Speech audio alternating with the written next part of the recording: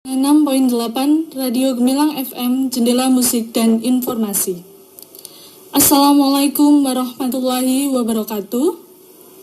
Selamat siang Kang Mas, Mbak Yu, sahabat Gemilang. Apa kabar semuanya? Semoga Allah senantiasa merahmati hari-hari kita semua. Setelah melewati hari Senin, kami kembali menyapa Anda dalam program Sinau bareng Radio Gemilang, ditemani dengan saya, Bu Ardina, Guru Bimbingan dan Konseling SMP Negeri 2 Serumbung. Dan saya Bapak Dahiman, Guru Bimbingan dan Konseling SMP Negeri 1 Salam. Beserta saya Bapak Purwanto, Guru Bimbingan dan Konseling SMP Negeri 2 Salam. Kami akan menemani Kang Mas, Mbak Yu, sahabat Gemilang selama 30 menit ke depan. Insya Allah kita akan berbagi ilmu dan semangat kepada Kang Mas, Mbak Yu, sahabat Gemilang, agar hari Selasa Anda lebih bermakna. Pada kesempatan kali ini, hari Selasa tanggal 6 Oktober 2020, kita akan membahas mengenai protokol kesehatan sebagai upaya menghadapi pandemi COVID-19 bagi anak-anakku SMP atau MTS dimanapun kalian berada. Sebelum kita memulai layanan bimbingan hari ini, mari kita berdoa bersama-sama.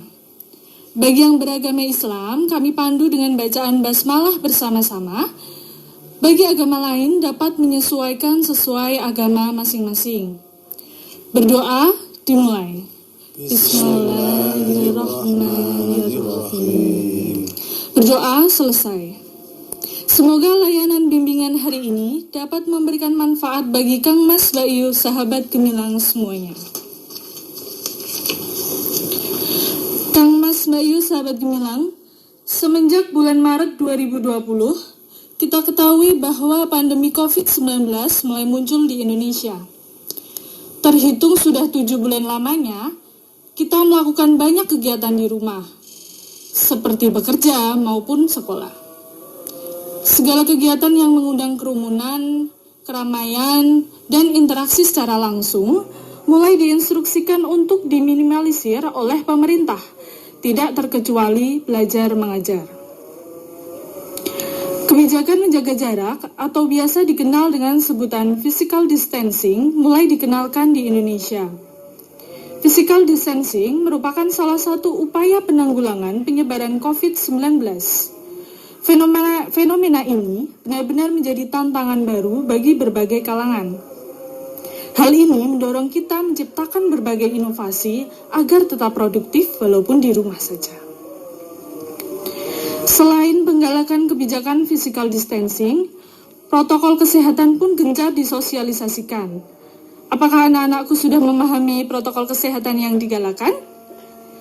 Kang Mas, Mbak Yu, sahabat Gemilang, melalui program Sinau bareng Radio Gemilang kali ini, kita akan membahas bersama mengenai protokol kesehatan yang harus diperhatikan selama pandemi COVID-19 ini. Kang Mas, Mbak Yu, sahabat Gemilang, kali ini bersama saya, Bapak Dahiman, saya akan menjelaskan beberapa protokol kesehatan yang harus kita patuhi. Berdasarkan informasi yang dimiliki oleh Kementerian Kesehatan dan Gugus Tugas Percepatan Penanggulangan dan Penanganan COVID-19 melalui berita dari kompas.com, terdapat 7 protokol kesehatan yang harus dipatuhi dan dilaksanakan. Yang pertama adalah jaga kebersihan tangan. Bersihkan tangan dengan cairan pencuci tangan atau hand sanitizer. Jika mencuci tangan, usahakan menggunakan air yang mengalir. Cara mencucinya pun harus sesuai dengan standar yang ada, yakni meliputi bagian dalam, punggung tangan, sela-sela jari, dan ujung-ujung jari. Anak-anak dapat mencari tutorial secara lengkap melalui mesin pencarian seperti Google maupun via platform YouTube, sehingga anak-anak dapat mempelajarinya dengan lebih jelas. Utamakan untuk mencuci tangan dengan cairan pencuci tangan jika di sekitar Anda tersedia air yang mengalir. Hand sanitizer dapat digunakan jika di sekitar Anda tidak tersedia air untuk cuci tangan. Protokol kesehatan yang kedua adalah jangan menyentuh wajah. Dalam kondisi tangan yang belum bersih, sebisa mungkin hindari menyentuh area wajah, khususnya mata, hidung, dan mulut. Mengapa? Tangan kita bisa saja menyimpan virus yang didapatkan dari aktivitas yang kita lakukan. Jika tangan kita kotor, digunakan untuk menyentuh wajah, khususnya di bagian yang sudah disebutkan tadi, maka virus dapat dengan mudah masuk ke dalam tubuh. Protokol kesehatan yang ketiga, terapkan etika batuk dan bersin. Ketika kita batuk atau bersin, tubuh akan mengeluarkan virus dari dalam tubuh. Jika virus itu mengenai dan terpapar ke orang lain, maka orang lain bisa terinfeksi virus yang berasal dari tubuh kita. Terlepas dari apakah kita memiliki virus corona atau tidak, etika batuk dan bersin harus tetap kita terapkan. Caranya yaitu tutup mulut dan hidung menggunakan lengan atas bagian dalam. Bagian ini dinilai aman menutup mulut dan hidung dengan optimal. Selain itu, dengan lengan atas bagian dalam ini tidak digunakan untuk beraktivitas menyentuh wajah, sehingga relatif aman tentunya. Dan selain dengan lengan, bisa juga menutup mulut dan hidung menggunakan kain tisu yang setelah itu harus langsung dibuang ke tempat sampah. Sobat Gemilang, protokol kesehatan yang keempat yakni pakailah masker. Bagi anak-anakku yang memiliki gejala gangguan pernapasan, kenakanlah masker medis kemanapun saat Anda keluar rumah atau berinteraksi dengan orang lain. Setelah itu jangan lupa buang masker di tempat sampah yang tertutup dan cuci tangan setelah itu. Namun, bagi anak yang tidak memiliki gejala apapun, cukup gunakan masker non-medis. Karena masker medis jumlahnya terbatas dan diprioritaskan untuk mereka yang sangat membutuhkan. Meningkatnya kebutuhan akan masker membuat para pebisnis mengambil kesempatan positif. Bahkan sekarang sudah banyak masker jenis kain atau masker non-medis yang dijual dengan berbagai motif lucu dan menawarkan pula berbagai jenis bahan. Tentu saja hal ini dapat membuat kita semakin semangat untuk mematuhi protokol kesehatan. Protokol kesehatan yang kelima yakni jaga jarak.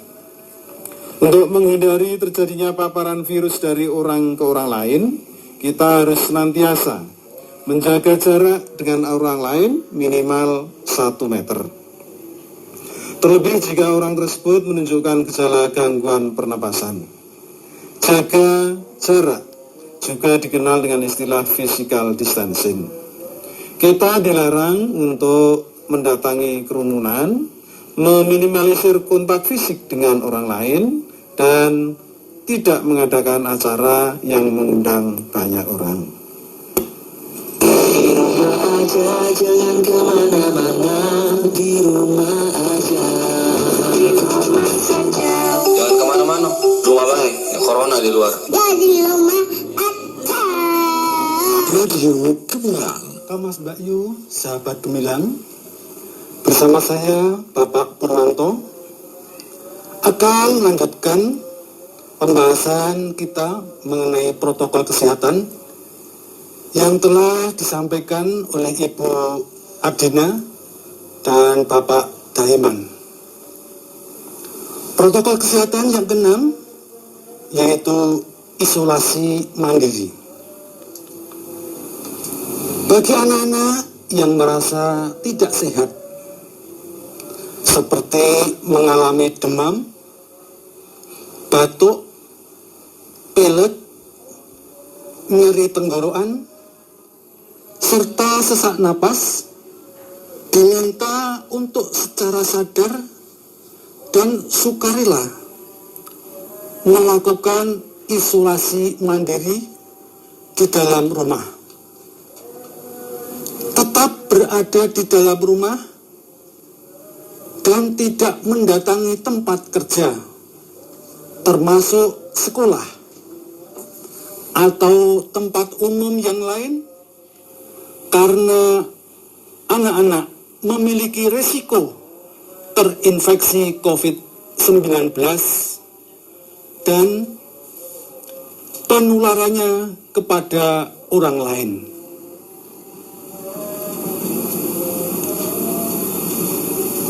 Protokol yang ketujuh atau yang terakhir adalah jaga kesehatan.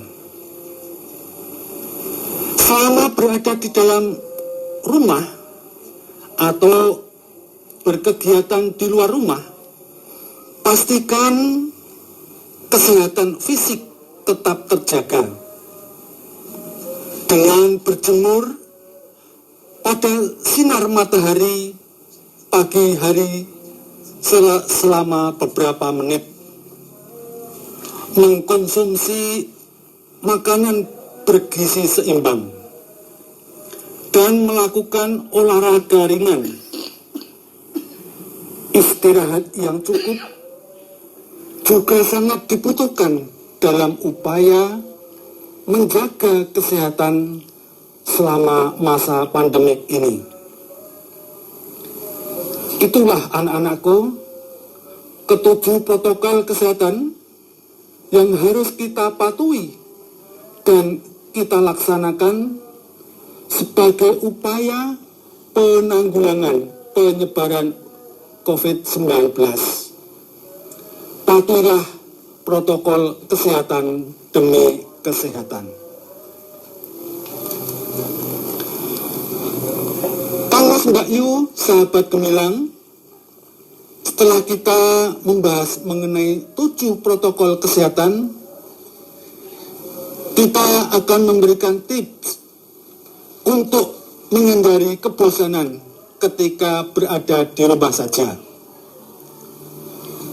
Minimalisir kegiatan di luar membuat kita memiliki lebih banyak waktu beraktivitas di rumah. Hal ini tidak jarang membuat kita merasa bosan karena keterbatasan aktivitas yang dapat kita lakukan di rumah. Berikut tips yang dapat kami berikan untuk meminimalisir rasa bosan ketika berada di rumah saja.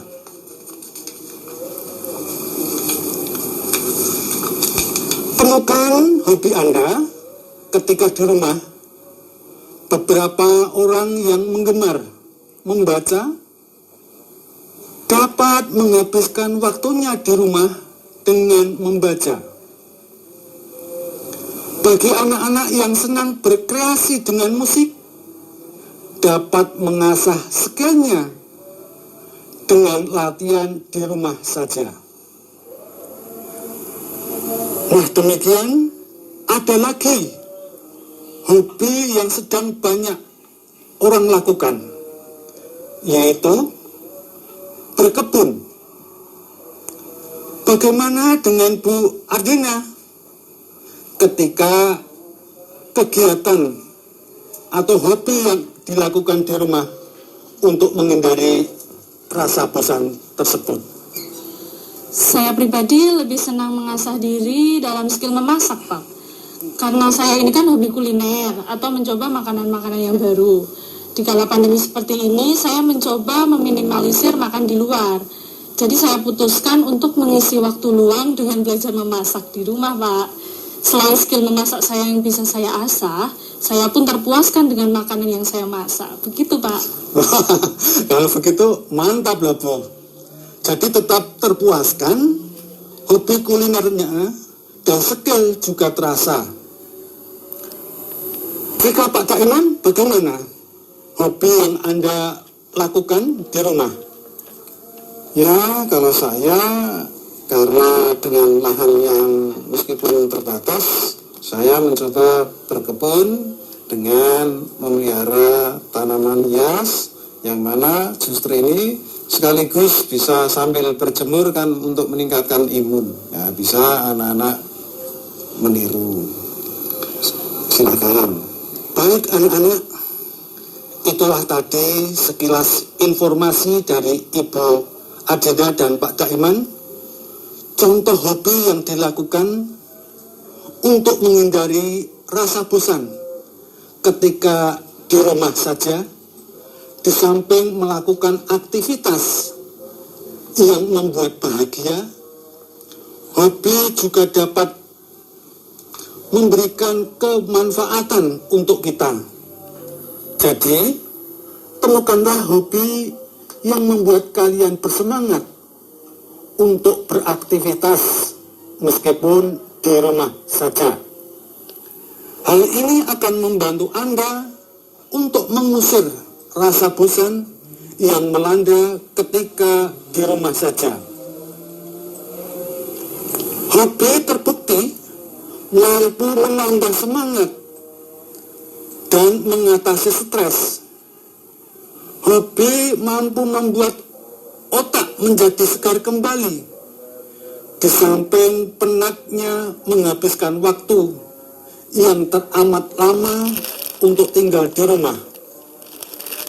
Kang Mas Mbak Yu, sahabat gemilang, khususnya anak-anakku SMP dan MTS dimanapun kalian berada, temukanlah hobimu sebagai kegiatan mengisi waktu luang ketika beraktivitas di rumah saja.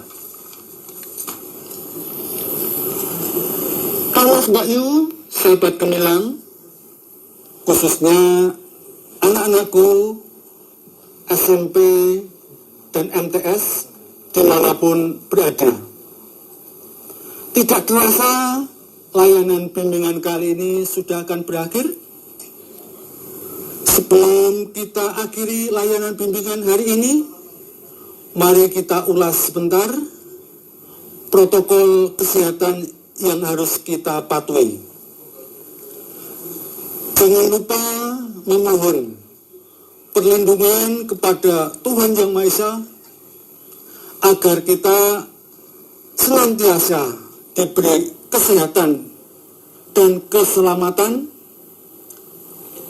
Patuhilah protokol kesehatan yang sudah kita sampaikan bersama, dapat kita simpulkan dengan kita mas jajar, cuci tangan, memakai masker, dan jaga jarak. Mari kita tutup layanan bimbingan ini dengan bacaan hamdalah bersama-sama. Alhamdulillahirrabbilalamin. Saatnya kami undur diri. Mohon maaf bila terdapat kekeliruan dalam menyampaikan layanan bimbingan. Semoga informasi yang kami sampaikan dapat bermanfaat bagi kita semua. Akhir kata, saya Bapak Parwanto, Saya Ibu Ardina. Dan saya Bapak Dahiman. pamit undur diri. Wassalamualaikum warahmatullahi wabarakatuh. Salam sehat.